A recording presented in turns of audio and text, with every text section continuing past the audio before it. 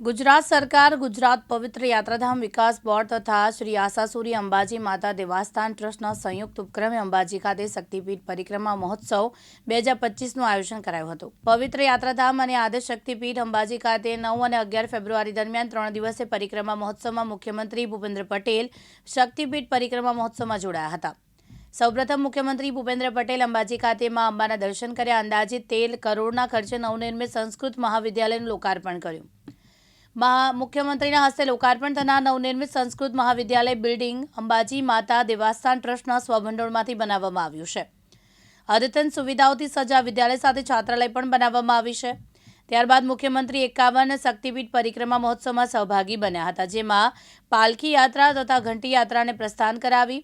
મુખ્યમંત્રી શક્તિપીઠ પરિષદ સંકુલના મંદિર ખાતે પૂજા અને પરિક્રમા કાર્યક્રમમાં જોડાયા હતા। કાર્યક્રમો ઘણા બધા થતા હોય જેને આત્મસંતોષ કરાય એવો કાર્યક્રમ આજનો આ કાર્યક્રમ છે।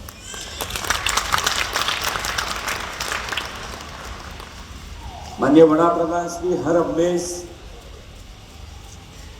સરકારી બધી યોજનાઓ જેટલી યોજનાઓ બનાવી છે બધી યોજનાના કેન્દ્ર સ્થાને નાનો માણસ છેવાડાનો માણસને રાખીને બધી યોજનાઓ બનાવી છે અને આ યોજનાનો લાભ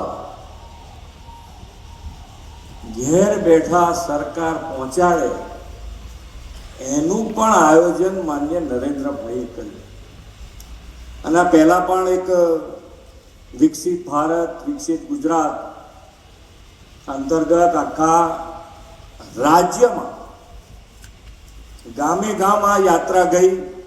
સરકાર ગામે ગામ પહોંચી સરકારી યોજનાઓનો લાભ એને કેવી રીતે મળે, જેને જે યોજનાનો લાભ મળવા પાત્ર હોય એ એને ઘેર બેઠા મળે એનું આયોજન સરકાર દ્વારા માન્ય નરેન્દ્રભાઈના નેતૃત્વ અને માર્ગદર્શનમાં વ્યવસ્થિત રીતે થયું। એટલે ઘણી વખતે યોજનાઓ ઘણી બધી બનતી હોય પણ આપણને ખબર જ ના હોય તો કેવી રીતે એનો લાભ લેવો, કેવી રીતે એને આપણા સુધી પહોંચાડે। કેટલી યોજનાઓ બની હશે, પહેલા કેટલાય બનાવતા ખબર જ ના હોય તો અત્યારે સેચ્યુરેશનનો વિચાર આવવો કે ભાઈ જે પણ યોજના છે એનો 100% લાભાર્થી રાજ્ય કે દેશમાં જે લાભાર્થીઓ છે એ 100% એનો લાભ લે। સેચ્યુરેશનનો વિચાર કેવી રીતે આવી શકે? સાજન ઠાકોર, દિવ્યાંગ ન્યૂઝ, અંબાજી, બનાસકાંઠા।